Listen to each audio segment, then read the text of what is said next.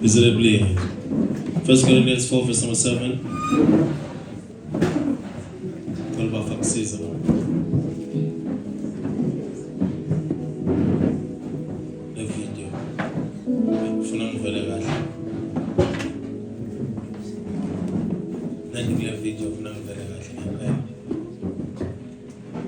Amen. 1 Corinthians chapter number 4 verse number 7. Exodus 31 verses number 1 to 6. 4. Ngokuba ngubani okhetha wena na? Unantoni ongayamukeliswanga na? Kepha uma uyamukelisiwe uzibongelani kungathi awuya kwamukeliswa na? Awuphinde futhi. Ngokuba ngubani okhetha wena na? Unantoni ongayamukeliswanga na? Kepha uma uyamukelisiwe uzibongelani kungathi awuyamukeliswanga na? Okay. Exodus chapter number 30 verse number 31 verse number 1 to 6. 4. Exodus 31 verse number 1. uJehova wakhuluma noMose wathi number 2 bheka ngibiza ngegama uBelezali indodana kaUri indodana kaHuri wezizwe sakaJuda. Verse number 3 ngizogcwalisa ngomoya kaNkulunkulu ekuhlakanipheni nasekuqondeni nasolwazini nakuzo zonke izinhlobo zobungcwethi. Number 4 ngenjongo yokuba atlame inhlamo asebenze ngegolide nangesiliva nangethusi. Number 5 futhi asebenze ngamatshe ukuba awafake asebenze nangokhuni enze imikhiqizo yazo zonke izinhlobo. Number 6 kepha mina bheka ngibeka kanye naye uOliyabe indodana kaAhisamaki wezizwe sakwaDani futhi enhlizweni yawo wonke umuntu onenhliziyo ehlakaniphileyo ngifaka ukuhlakanipha ukuze bakwenze impela konke engikuyale ngakho. Hallelujah. Can you repeat now, Linda, 1 Corinthians 4 verse number 7 so that we bring clarity to the scripture we have read in the Old Testament. 4. Ngokuba ngubani okhetha wena na? Unantoni ongayamukeliswanga na? Okay. Kepha uma uyamukelisiwe uzibongela ngani? Kungathi awuyamukeliswanga na? Hallelujah. Ask God now, what do you have that you did not receive? Hallelujah. Encounter and the gift. Encounter and the what? Encounter and your gift. Encounter and your gift. Encounter inkoga kodwa ikwenza uqonde kahle kahle igift yakho. Encounter ihambisana nani? Ne-gift yakho. Siyeza ukuthi the Lord says Bezalel, I am choosing Bezalel, and uyasho ukuthi ngimbizele noma ngimkhethela ini noma ngimnikeze ini. Yabalo Bezalel ukuthi uphethe ini nani. So encounter ikhona ku reveal igift yakho. Being touched by God helps you to see ukuthi kahle kahle lamhlabeni ubizelwe ini. Ngiyizwa God. So you will never understand what you are here for and what your gift is unless you have an encounter, unless you have a what? Unless you have a what? Unless you have a what? Unless you have an encounter. The first purpose now of encounter, it is to reveal the origin of your gift. So then again, the first purpose of your encounter, it is to reveal the origin of your what? Of your gift. It's not there to make you feel spiritual. Encounter is not there to make you feel spiritual. Encounter is there to help you ukuthi ubone ukuthi isipho sami sivelaphi. Ngiyangizwa mos. Isipho sami sivela kuphi? The origin of the gift. The encounter establishes the origin of the gift, the ownership of the gift, and the intention of the gift that operates through you. Encounter yalogo mayiqala nje kuthiwa stage 1 noZipho iyasebenza encounter ireveala ukuthi velaphi uyithole kubani ilethwa ubani empilweni yakho igift le onayo because konke njengoba asho uMapostle Paul esinako sakwemukeliswa konke sinako we received it from somewhere. So mawakayimukeli into from Christ so ukuthi uyimukele from the devil. Mawakayimukeli into from uJehova so ukuthi khona la uyithola khona in a source. Inani? Gift or a gift, we can simplify it like this. A gift can work through personality, intelligence, skill, charisma. A gift yako can work through, can function through a personality yako, skill set sako, mindset yako, your intelligence, your skill, your charisma, music. It could be preaching, it could be administration, prophecy, leadership, hospitality, giving, healing, discernment. But encounter teaches the gifted person that the gift did not originate in them, neither does the gift belong to them. The gift is not really yours, although it is in you and operating through you. It belongs to God. The gift that you have, the gift of prophecy that I have, didn't come from me. It was given to me by God. The gift of leadership that I have didn't come from me. It came from God. The gift of worshiping, Lindo, that you have didn't come from you. It came from... I wish I had people here. It came from... This on its own now, no fundo, dismantles spiritual pride. If only we can open the door so that the dust can vacate the building, because I'm preaching here and... it's giving me a little bit of a problem. Let's continue now. So the gift now, look, discover what the gift action yethu. A gift of Jehovah dismantles spiritual pride, because people think that because they are gifted, sebakhulu kunabanye abantu. Because they are gifted, bona sebangcono kunawe. Because they are gifted, basibona bangaphezulu kwakho. Whereas siyafana phambi kwaJehova. Saphambi kobuso kwaJehova senza njani? It reminds everyone that is gifted. Look, understand that look, understand that yonke into onayo noZipho came from the Father. What happens now is it sets a standard and a bar, and also a reminder, Mama Buza, we are first recipients before we are representatives.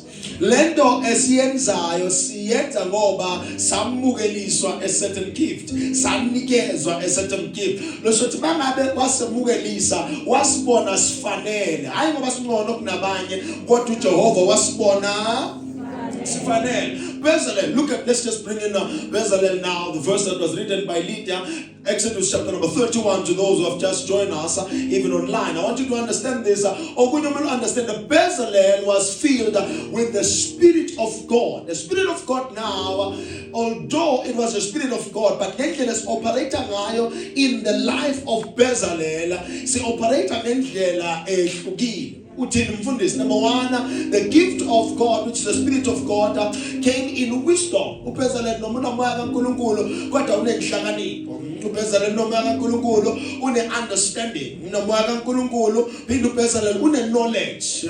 Unomoya kaNkulunkulu kodwa ubezalel umoya kaNkulunkulu une-craftsmanship. Uyakhona ukusebenza ngagolide nesiliva. Uyakhona ukusebenza futhi u-10 liter right? So he's able to work using gold, using silver, and using wood, but still no more than Kulungulu. So now, Lindo, you can have the Spirit of God, but only operate in wisdom. Some people can have the Spirit of God, but only operate in understanding. Some have the Spirit of God, but only operate in knowledge.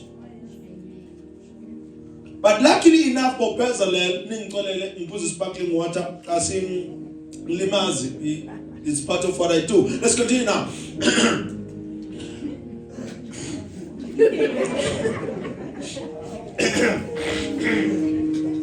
So someone can have the Spirit of God, but then operate only in wisdom and then only in understanding. Omunye abe ne spirit so umoya kaJehova, but omunye abe ne knowledge. Omunye abe ne craftsmanship. You understand? But Bezalel waba nenhlanhla ukuthi konke kwanikezwa yena. One man carrying all these dimensions. Uyi-one, kodwa ucarryise onke lama dimensions now. Is Bezalel better than the people he's working with? No, he's not better than Moses. But God has chosen Bezalel, although anomoya kaNkulunkulu, ukuthi operate in all of this. Why? His ability was given for the construction of what God has already designed.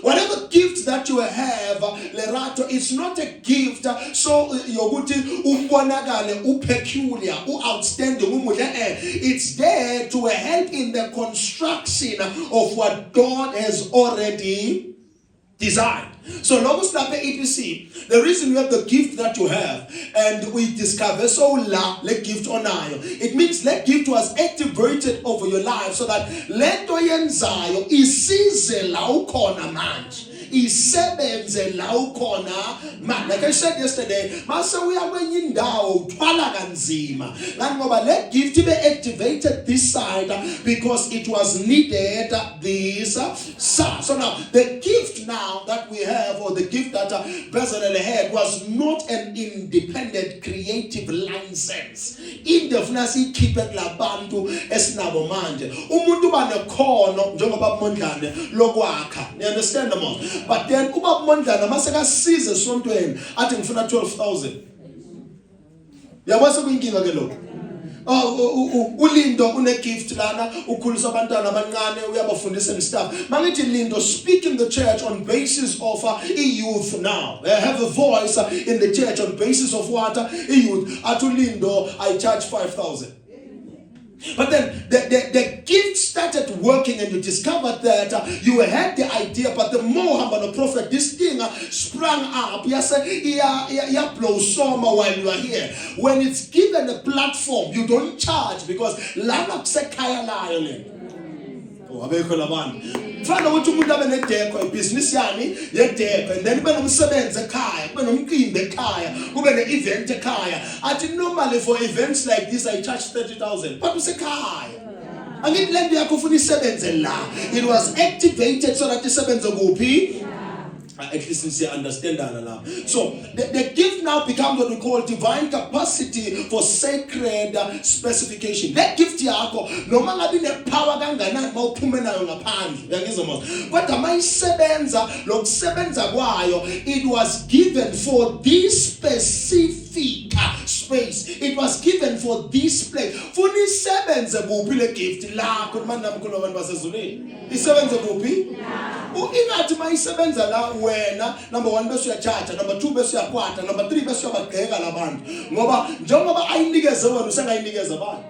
Njengoba I-activate kuwe in the same place, usengayi-activate nasempilweni zabantu. So there are other people here who possess what you have because it was activated here. In the area where Elijah thought he was the only prophet, there were 7,000 more prophets being trained by God, ready to be used by God. So it is there created now as a divine capacity for this sacred space. Nangisebenza la mina, I'm in charge.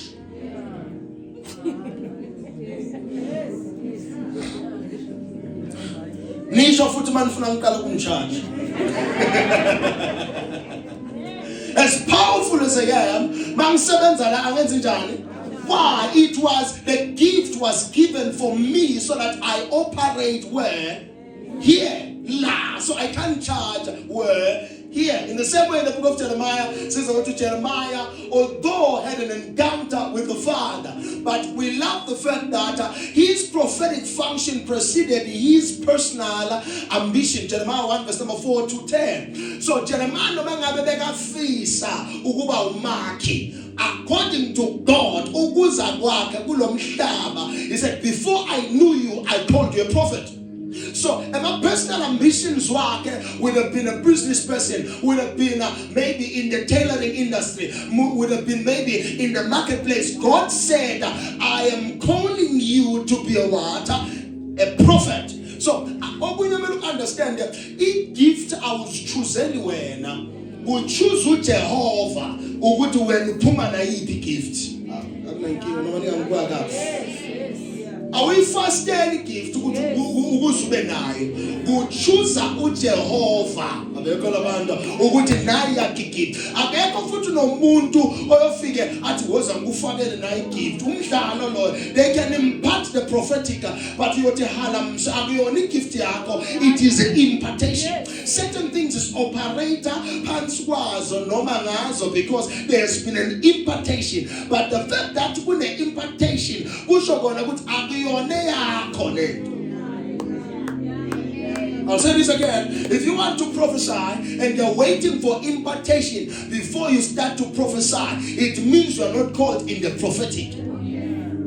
Real genuine prophets, lo muntu utazalwa lento ilakuye, utalela ababoniswa, utahamba ababona, utakhuluma nefone ababona. Lento la wena ufuna ngathi singakucharge kumkhana ubona something is wrong with you. It's not your gift. Cherish your gift. Cherish your encounter. Therefore introduces a person, a gifted person now, to the mastermind behind the gift. The most important thing, the encounter, it introduces you to God. Never to that gift, best of an encounter, best of someone with Jehovah. Let gift take Jehovah. If your gift comes from God, auntie, let gift take your went to follow Jehovah.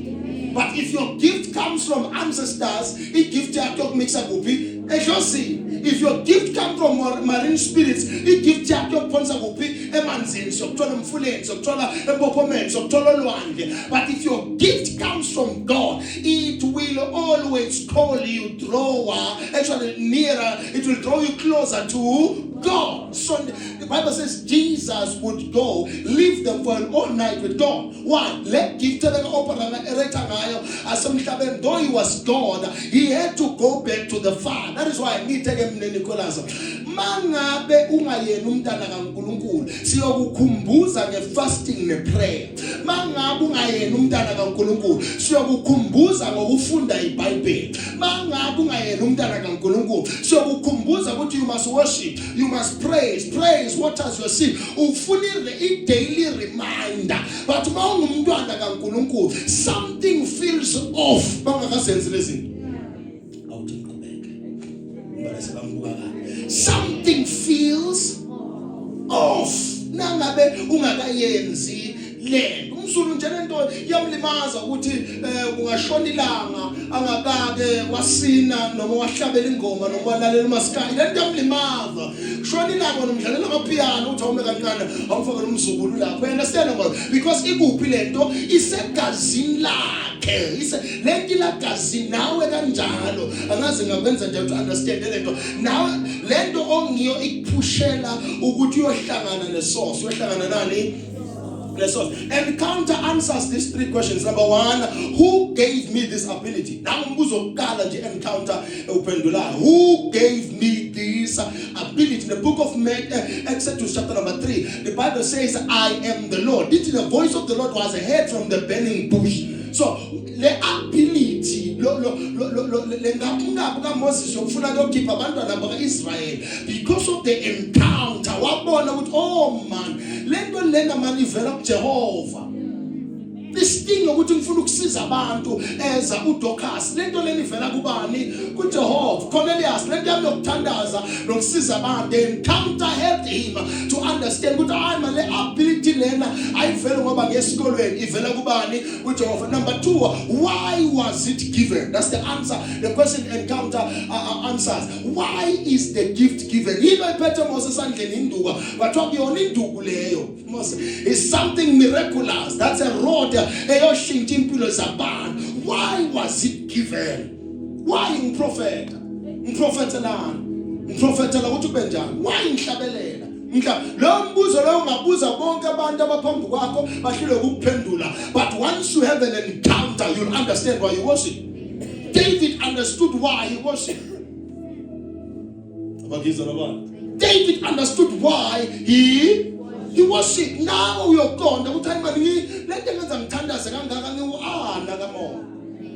babethu intombazana eyayishadile yase ifelwa indoda yahlala esontweni igama layo kuthiwa uAnna yahlala isikhathi esontweni for years mayina 8 lithi makangena uJesu noMaria kwathiwa hayi khona Simeon lo somphethe manje umsindisi womhla yabothi le encounter yamenza warealize ukuthi oh there is a reason why God said I should stay pure. Abanye better understand ukuthi why sihlala si pure, why singalwi nabantu, why singama criminal records, why singabaphendula abantu, why singa retaliate when people are fighting us. But encounter will make you understand the why. Now number 3, encounter answers this question: what divine burden is it designed to carry? Le gift yam lena enginayo ithwele muphi umsebenzi burden. What burden is it designed to carry? Without an encounter, a person may know that they are gifted but remain ignorant in these 3 fields. Number 1, government. Number 1, government. This is leadership now, according to God, not just men. I'm talking about leadership now. Ungaba gifted, but to be ignorant when it comes to government. Because I was under a covenant, and I was in Wednesday. So if you guys Wednesday, my economics, I'm an analyst. I have to help you now. So after, why should I government? Your should I responsibility? Wama understand ukuthi kahle kahle yilento lenibekele namahlombe wama uyohlulwa yini irresponsibility. That's number 2. Number 3, sacred intentions that are attached to your gift. Although you are gifted, but awazi ukuthi uNkulunkulu kahle kahle kamoya ufuna ukwenzani ngale gift yakho. So you can't be gifted but to ignore government. Number 2, we ignore responsibility. Number 3, the sacred intentions of God. Let the funa uJehova ngale gift yakho. Uhambe ehlane Mose ngoba uNkulunkulu kulahlile. Uhambe ehlane so that you understand the wilderness more than everything. Nkanti uMose wayeqala ukubona amanzi ababayo. No, wayengaqala. But at this time makabona amanzi ababayo wazi ukuthi labantu bomile, there must be a solution. God made him to understand the wilderness before. That is why babona amanzi ababayo, he didn't panic. Why? Bekake wawataste before, uke wawabona before, makabona ihlane uke walibona before, makabona izipho ehlane into ake wayibona before. So now you understand, oh, my past now, my struggles now, my problems now. Until there is an encounter. Until there is what? An encounter. Stage number 2. Encounter consecrates the gifted person. It consecrates the gifted person. It sets you apart. Encounter sets you up. In a church setup like this, if you have had an encounter, the encounter sets you apart. The encounter says, but the Bible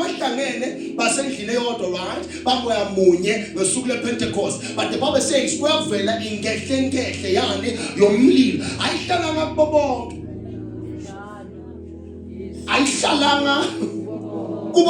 that is why the Bible says they then preached to 3,000 and 3,000 were saved. But bantu abehlelwa yilento yasezulwini abantu bebaka room. So because they were in the upper room, the Bible says now, umlilo wabonakala ke usemakhanda. That's good. The fact that you see the fire doesn't mean that it's on top of you. Ungawubona umlilo kodwa ungahlala ekhanda lakho. Ube sendaweni futhi enomlilo kodwa ungenzeki next. Itshe uyalifaka la kunamanzi khona liyavuthwa kodwa. Next liyashisa nje walikhipha amanzini libuyela libe njani. Itshe noma ligqobsa uligqobe ngovaselina liyoba njani. Noma alifaka ijazi itshe, noma alifaka ama gloves itshe, noma alifaka isigqoko yini itshe, noma ngezana lesontweni alibi holy liqhubeka libe yini itshe. Kuyaphipula abafana namatshe Nkosi yami ngona amagabani ngoba yona iphusha ukeleni kodwa itshe nje lihlezi linjani. They feel the fire, they see the fire, but instead of them to stay on fire, they will rather crack. than to stay on fire. Imbokodo kanjalo ingafana ikreke kunokuthi ihlale nomlilo likhona God.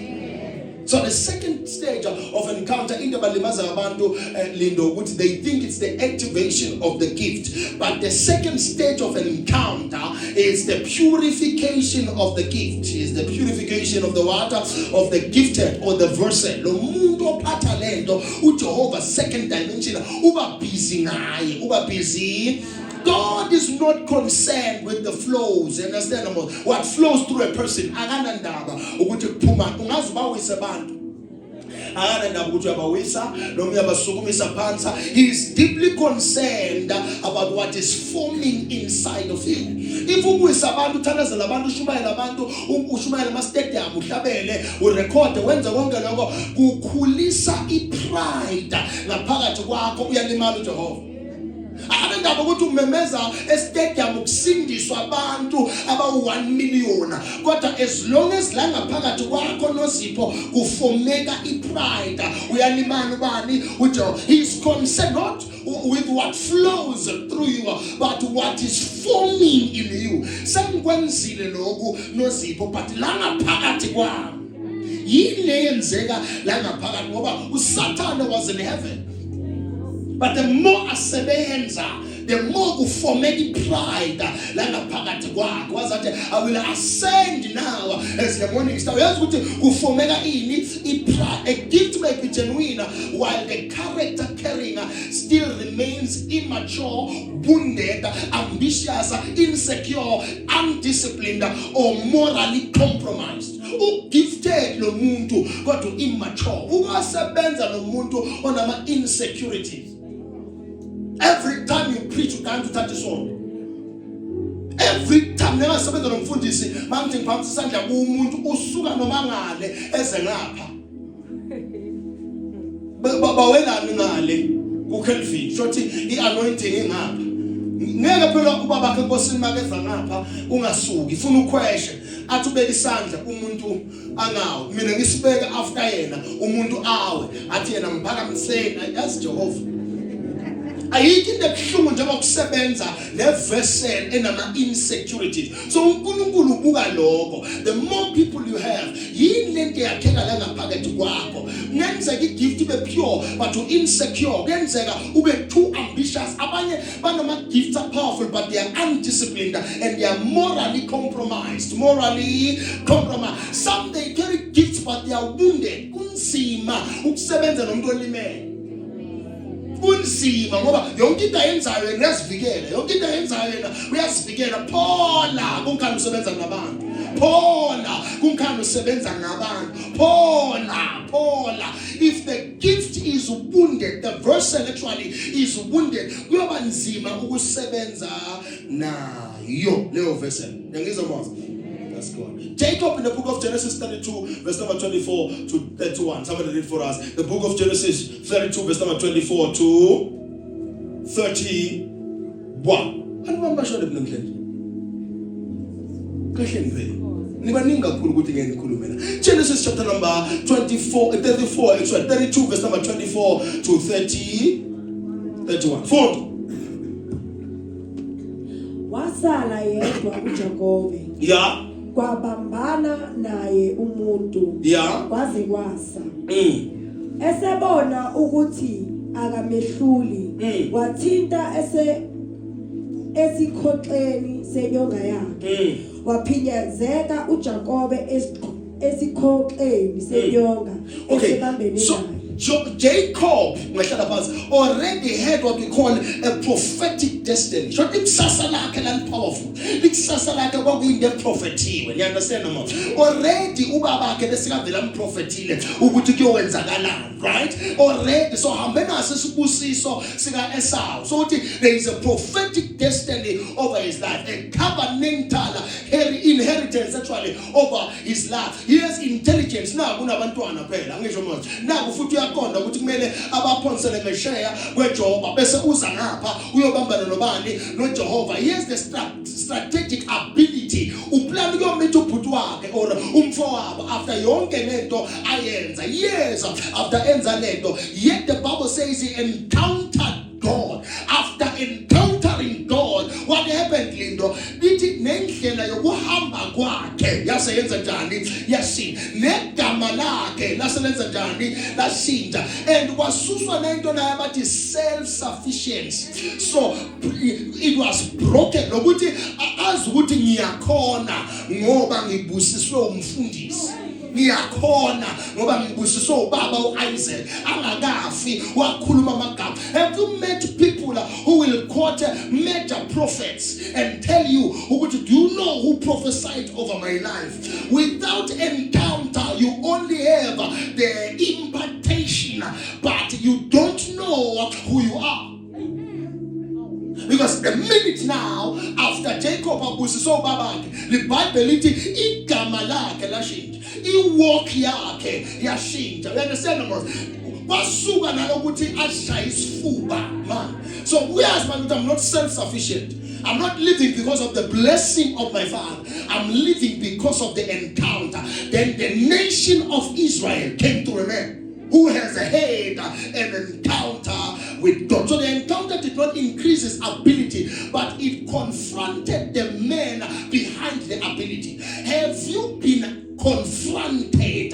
Siyakubona you are able, siyakubona uyasebenza, but have you been confronted? Mangabe ungakake wa confront uNkulunkulu, I'm telling you unegama engalona lapho. The nation we're supposed to give birth to is not going to come to pass, it's not going to manifest until it's the day you have an encounter. Singafoster abantu ukuthi bathandaze kodwa ngeke bathandaze without an encounter. Singafoster abantu ukuthi abathande isonto kodwa ngeke balithande isonto without an encounter. Singafoster abantu ukuthi wena ungakholelwa kuma riches wakho kuphela, because money can be frozen in an account.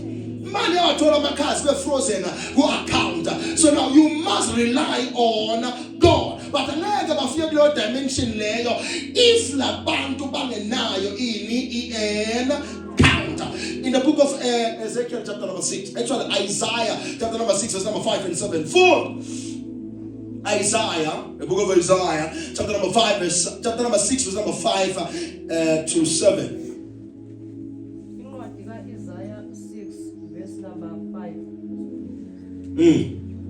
Ngathi maye kimi ngoba kuyafana nokuthi ngithulisiwe ngoba ngingumuntu onezindebe ezingqolile. Yes.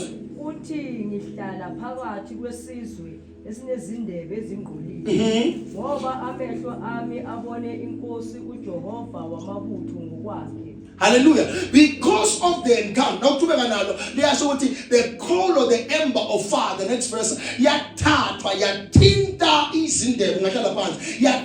why? Let before,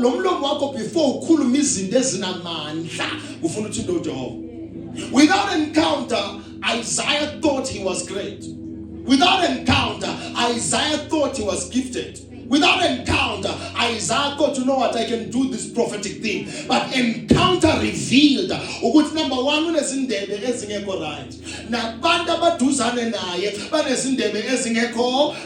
So the encounter changed now, the instrument of proclamation, so that it is purified before it could carry divine speech and responsibility. So the encounter, so what the gift I discover, you understand? God, unga purify wena, now ukone wethula lezinto ezimnandi. Now ukone by reporter, like we were saying last month, unless Jehovah you purify. Apostle Paul now in the book of 2 Timothy chapter number 2 verse number 20 to the book actually to 21. It says a vessel for honor, sanctified and useful to the master.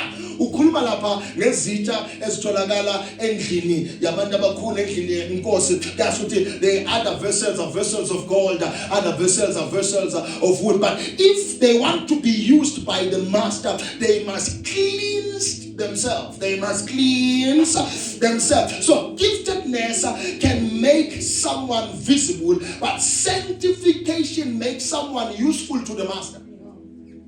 if ingekho inhlanzeko, 2 Timothy chapter number 2 verse number 20 to 21, if ingekho inhlanzeko singakusebenzisa esontweni kodwa akakusebenzisa uNkulunkulu. Ama invitations angaba khona kodwa ama visitations engekho. Listen now, you are working, yes, siyavuma, but the problem is usebenza nobani? Usebenzela ubani? You understand? Listen, abaningi abantu babona ngama invitations ukuthi uJehova unabo. You can be invited by people of your low frequency. Angibayeke labantu.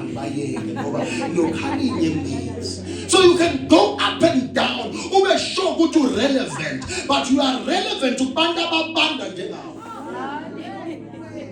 Nyaka iBhayibheli lithi in the book of Revelations, mangabe uyabanda yenza njani, mangabe uyashisa yenza njani, kodwa thina sinomlilo kaJehova. Lokuthi akasho ubaba ukuthi uyoqeda igroup yabantu ababandayo.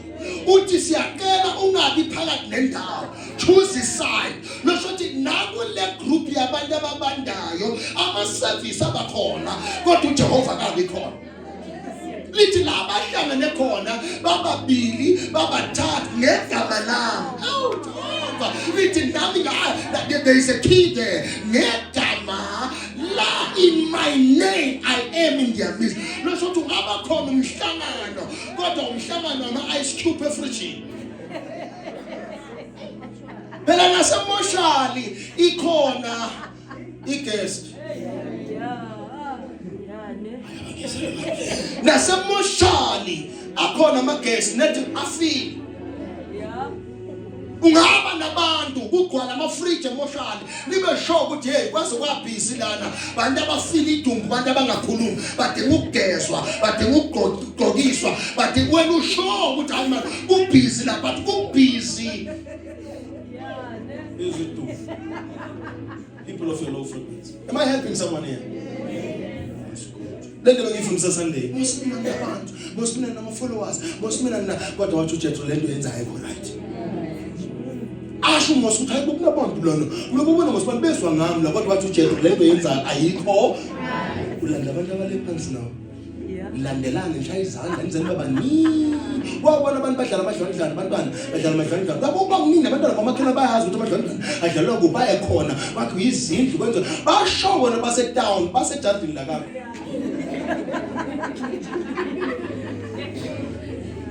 Basho baze baduma umuntu ukuphutsha isitina ushouta hamba ngemoto bangabuza ukuthi imoto abantu hamba ngakutela ukuthi igama la kodwa ngibona isitina. It's because of vibrator level frequency. Mawungabe umtshela ukuthi akuyona imoto le isitina angalwa nawe athi imoto le.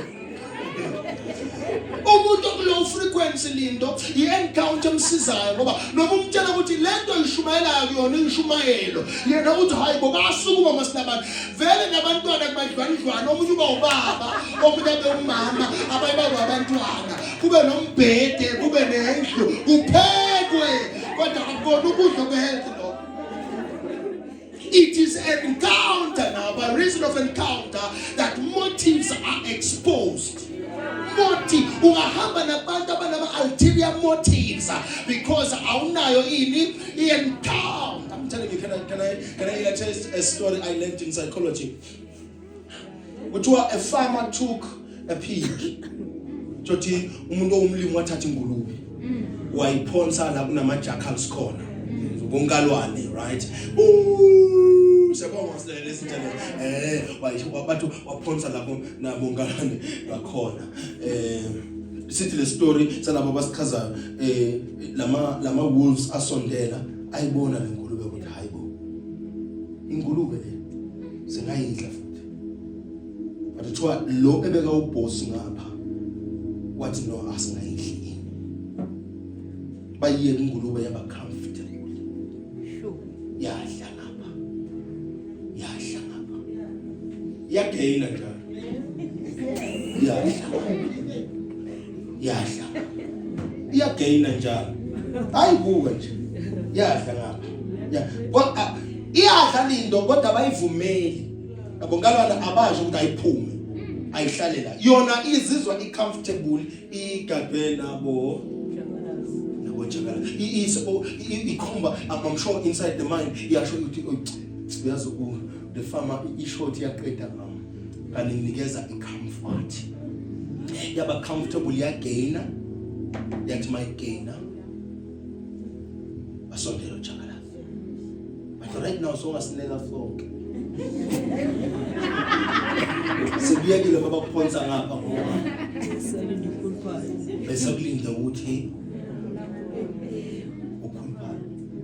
certain things are temporary, but because you find comfort around them, you don't think they are dangerous. Certain people are dangerous, but because they have created comfort for you, you no longer see the danger. Yeah. Kunabanye abantu banama ulterior motives. Wena ngababona abagqwele empilweni yakho ube sure ukuthi hayi no akulinda ukhuluphala. Abanye abantu bazi babangani bakho kanti bafuna ube nemali right account bathathe yonke le. Bathi bayahlola manje bakwenza unamali. Base bakwenza abangani. Wena wase uzungazi ukuthi nginabangani. And they are preparing for the day. La khona uyowenza lento abayifunayo bathathe off. Lento lendimeza amafamily zamaningi. Uthi umtshela uma wakho uthi yema yazi umalume ngibathi ngiyambuka akakuthanda athi uma ngazalwa naye ngakhula naye abe comfortable around umalume but when uyambona umalume akekho right man. Indaba ziyavela ukuthi akakhuluma hayi lona umntana lona wama wangafundla esibelethe niyabaza abazali ba defend nonsense. Umtshela akabuzwa lo muntu lona ngasafunda esibelethe nesodwa vele bazali bayaqabana actually abantu bomfazi bayaqaba bathi lo uzokubulala angezwa athi ngesikhathi sekaphunyelwe imali bambulala bamkhaphela afa sekuhlupheka thina ke manje ngoba thina sesilwa nomalume umama amnikeze access kuma accounts amnikeze access edatini emaphepheni ala uzokwambhala ngisho nakuwili kanti beka prepare nje malume enzela kuba in ownership of everything. Manje uqoshwa abantwana uqoshwa abasana dayiswa nelithi inhlelo ekhaya dayiswe nendlu ngoba angazi ukuthi why ungaboni wena ukuthi bafona ngeke bakuza ngale ndlela kanti bazokuzwa ngayo.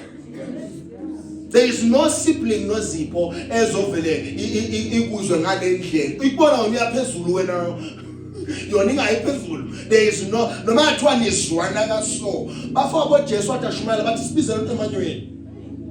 That's why Jesus was preaching. The family of Jesus Christ was outside saying, "Hey, come on, to philisa abantu vula amehlo."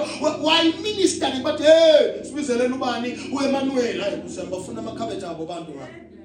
Shumisebenza amakhabethe lapha besakha imali ngegift yakhe ukuba icarpenter. Manje ubhizi ngale nto kushumayela usibiza inkosi yamakhosi siyamazi thina lo muntu usiphile naye. Wakwalahleka wona esontweni actually endleleni boma babuye emsebenzini kodwa nje wagcina atholakala esontweni. Vele lento yakhe yosonto uyayithanda lo. Mbizeni nimsusi yezothi kunabantu ungakhula phakathi phambi kwabo kodwa kube lento abayifunayo.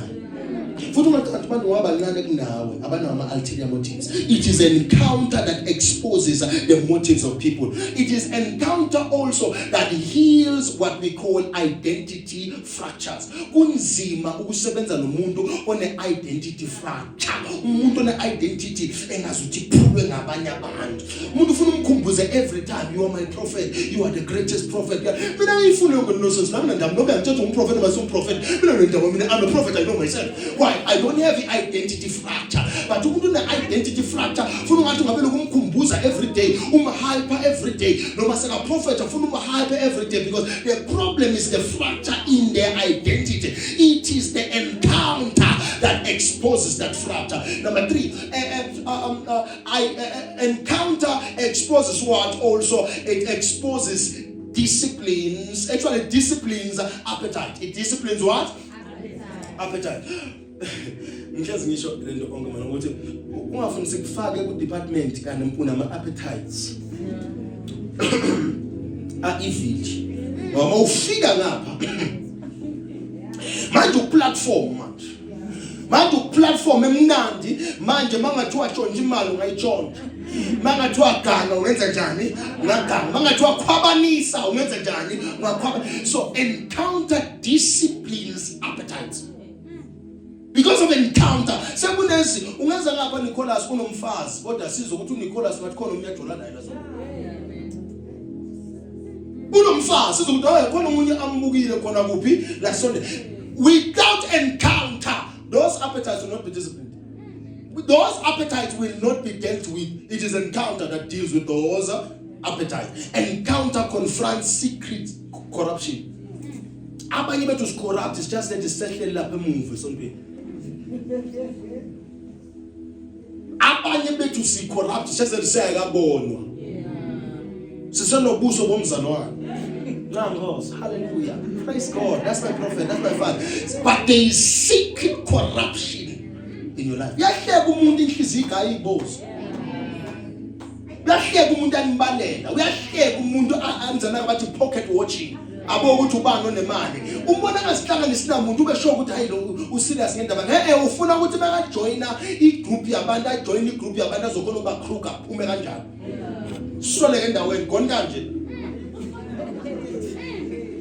Nimbona sokuhlela kakhulu ngana namba kaloku la yokhuluma khona uboleka imali uma 30,000 phuma nabo kulelo sonto uyaphuma uyahamba. Why the person une corruption is just said it is hidden. Encounter breaks the gifted person's addiction to applause. It is an encounter that breaks the addiction to applause. Ngenza ukuthi kumnandi ukushayela izandla. I tell you the truth, kushayela izandla ukubongwa. Manje encounter ikususana ngoba uyogcina ukhaza abantu ungasakhazi uNkulunkulu. So by reason of encounter sana ndaba ukuthi ubani oshayela izandla, ubani ongashayela ini izandla by reason of encounter. But if you don't have an encounter, uyofuna ukushayelwa ini izandla. The greatest danger is not a person without a gift, but it is a gifted person given a platform that is bigger than a private formation yakhe. Unikeza platform enkulu kunalomsebenzi owenze in private. Zifundisa ukukholisa in private. Zifundisa ukuqela in private. Zifundisa ukwehla in private. Ngoba mase unikeza uplatform nesikhundla uyokumosha izinto. Siyababona abanye manje ngokukhuluma kakhulu sebabonakala amadla ama-commission. Ngokukhuluma kakhulu sebalanda amaphoyisa into their lands. There was another Nigerian man who was trending. Utheni Mayback uyazazi ubhizi ngezinto obhizi ngazo allegedly kodwa ubhizi Zulu people asinda bam amaphoyisa waboshwa akuyona icrypto lento yenzayo udayisa cocaine. Mawuzazi ukuthi unamafufunyana yenza njani angithi uyazazi ukuthi mangaqala kuhlolwe nje ungatholakala ukuthi kunewunge emva kwakho yenza njani wena. Angazi ukhulumelana. Igeza nama phone I don't know me. Igeza sizimpimpa thina manje. Sasizimpimpa. Siyakwazi phela umuntu usebenza. Siyazi ukuthi konke ongekho ukuyithenga wena. Cash. Wena sawubhiza utshela thina iPhone 17 Pro Max 1 terabyte cash that's 47,000, 46,000, 38,000. Wena soyithenge cash uyithethe phi imali? Baqala bakusondelele. Baqala bakuchecka. Ngemva lokho ukuhamba amalanga sothenga amashofa wena a65,000 wena. Ngoba siyaposta inkinga yethu. Seyisuka lapho so uveza sithi ngumi yakho ne TV egwala udonga lonke hayi usiyakwazi nje msala siyakwazi. Msala siyakwazi siyakwazi. Siyakwa bakulandela abantu and then yatholakala amafishi namawesha wakho usuyaboshwa. It is an encounter that helps you not to be addicted to the applause. So now also the most dangerous person umuntu was a stage school kodwa yena umfana. Ushilo Andy ngelanga le Father's Day wathi nabantu abamadoda bese banabafana kodwa akhona amadoda abuke ngathi bafana nabafana abamadoda kodwa babuka nje abafana. Yenze umuntu umbona ngazobona ke umuntu lo hayi unesimo sokuthi ngathi uyindoda. Ayihlabi ngakumisa. Ayihlabi ngakumisa baba. Ayihlabi. Ngizaluzwa thina. Umuntu uyithembile inkunzi yakini indlela imisa ngayo ukuthi abona le iyoyilahla phansi uthi uyayiphonsa lapha. Bayishaya uzuyibhonsa ibheka ayihlabi ngako. When the gift becomes more developed than the soul, the platform becomes dangerous because power is being carried by an ungoverned personality. The gift is now bigger than the soul. A gift seyinkulu kunomoya wakho nomphefumulo wakho. Seyinkulu le gift right now senkingeni ngoba le identity actually le personality yakho iyo izocrash le gift. Okunye bantu basibulalele bona. Okunye I think Penwell was saying a story. He said a woman washada unomntana says ushada nendoda engenaye ini umntwana. So lo sisi ukwatiswa ukuthi le ndoda ibe idlalisa umntwana. Uyabona mase umntwana udlalisa njani kulo kumqabuqabuza kancane mntwana hi that's my beautiful girl that's my lo baba azwa ukuthi umntwana kake actually baba kake kodwa akuyona ingane uyibhalise kuma insurance uyibhalise yonke indawo but one day kwamvuka phela ukuthi nobe kaphuza Stella na kodwa kwamvuka kuleso Stella aphuza wathi mina ngithandi ukuthi uqabuze ingane yami because we are not her biological father.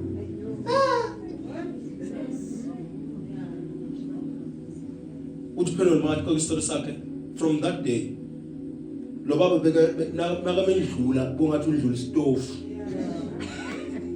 yabona mase ikhona le khabethi ukuthi akwenze ukukhuzuka ngisho ngoba usuyalazi kuphi ukuthi ingane beka indlula kanjani yagula ingane namba iphuthumisa esibedlela wazi ukuthi ine medical aid makafika uthola indoda keep it medical what you abuza no you said I am not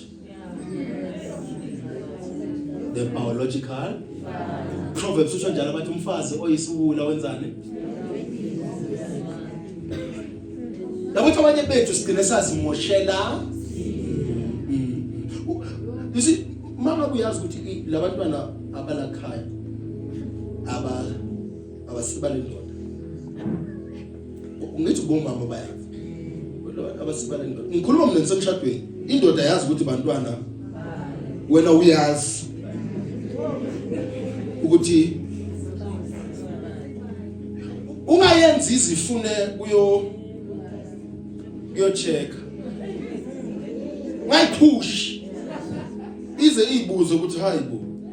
Another woman was sharing a story around Nelly Spruit ukuthi indoda mayithi ihambile maybe isebenza eWitbank mayithi yabuya ithi hey nani ihlabathi lana igwele iCharity awuthi sithi iCharity wena wazi ukuthi labantwana abasiba le ndoda ijazi ningasebenzi naye angithi namazi babende kanti indoda mayithi ifuna ukenzwe igceke wena futhi nathi lesana araf lapho lesana fushona sibe busy egcekeni wena futhi miyeke ungayisonto bayisuka indoda ithenga stand ishiya wena nabantwana nilapha uyimisa kariyatotela awuthi iphonsa kariyatotela ithi indoda ngicela DNA ngoba kube bekungabantwana bami ngabe uma wabo uyabavumela ukuthi umakamba ke athi singayenza leyo so senkingeni nje manje ngoba soyobonwa umhlaba wonke manje ungamthanda uprofeti ungakhuluma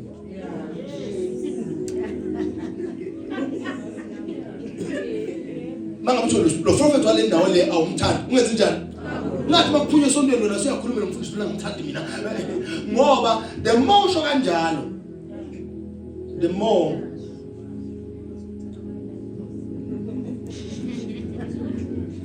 njalo ngosesontweni noma ngabe beza kanganani mina mangibona abantu abamemezana bonginami